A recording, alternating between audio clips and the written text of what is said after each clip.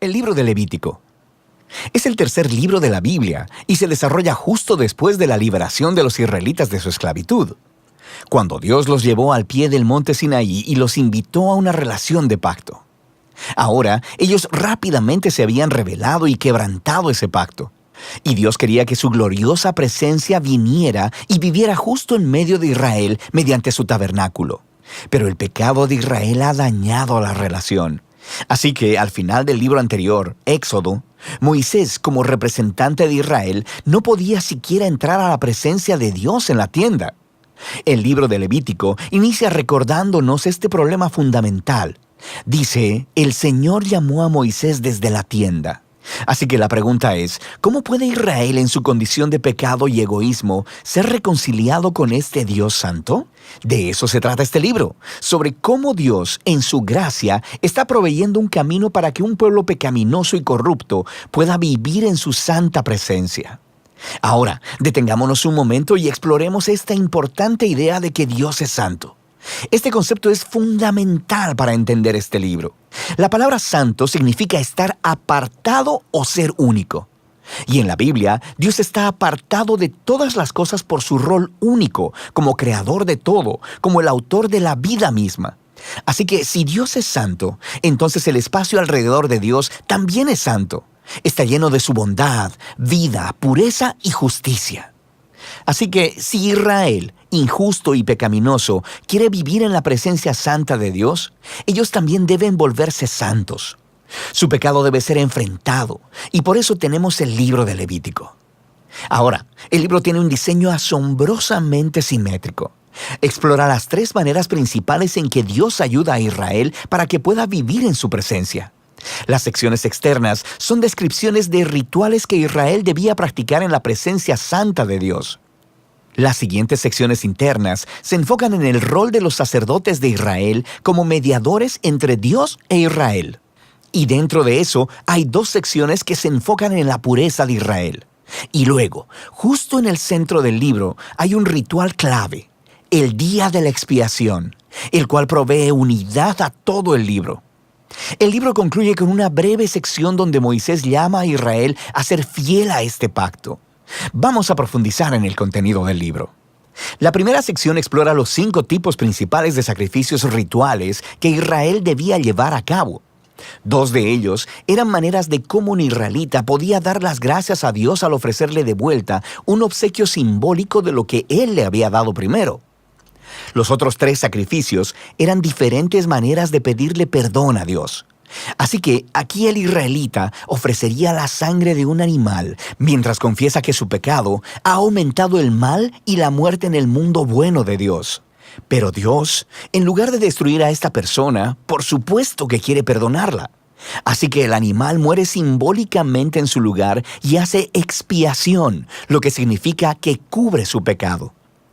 De manera que a través de estos rituales, los israelitas eran constantemente recordados de la gracia de Dios, pero también de su justicia y de la seriedad de su propia maldad y las consecuencias.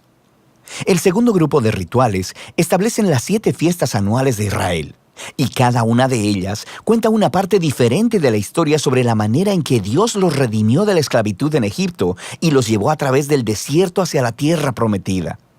Y al celebrar estas fiestas de manera regular, Israel recordaría quién era y quién era Dios para ellos. Ahora, la sección sobre los sacerdotes de Israel. Aquí tienes a Aarón y a sus hijos, consagrados para entrar a la presencia de Dios en representación de Israel. Y luego, en esta sección correspondiente, encontramos los requisitos para ser sacerdotes.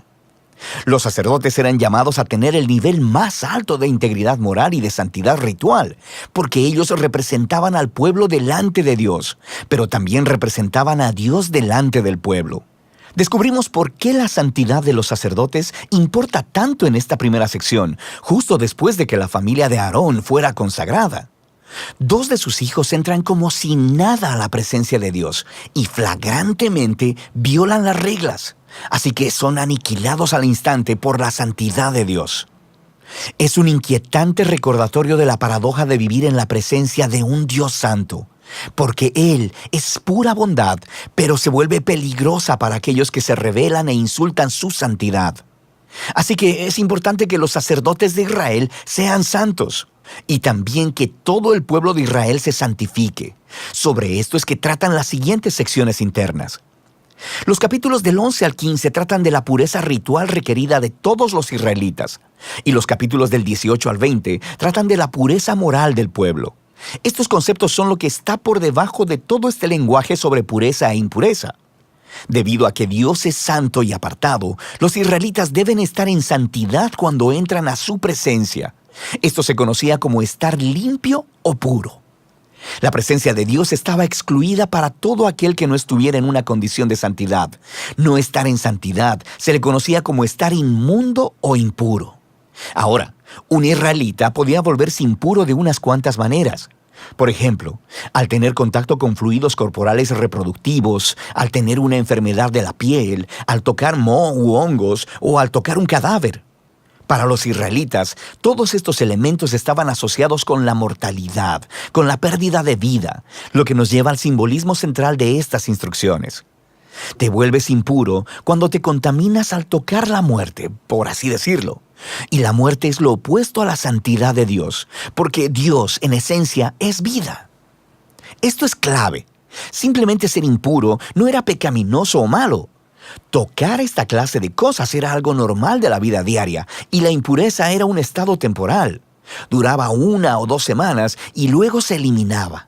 Lo que estaba mal o era pecaminoso era entrar en la presencia de Dios llevando estos símbolos de muerte e impureza sobre mi cuerpo. No hagas eso. Ahora, la última forma de volverte impuro era al comer ciertos animales, y las leyes de comida kosher se encuentran justo aquí en esta sección. Han existido muchas teorías sobre por qué ciertos animales se consideraban impuros y prohibidos, para promover la higiene o para evitar tabús culturales. El texto simplemente no es explícito, pero la idea básica de todos estos capítulos es muy clara. Todos funcionan juntos como un grupo de símbolos culturales que le recuerdan a Israel que la santidad de Dios debe abarcar todas las áreas de sus vidas. La sección correspondiente de aquí en adelante trata de la pureza moral de Israel. Los israelitas eran llamados a vivir en forma diferente a los cananeos. Debían cuidar del pobre en lugar de ignorarlo. Debían tener un alto nivel de integridad sexual y debían promover la justicia a través de toda su tierra.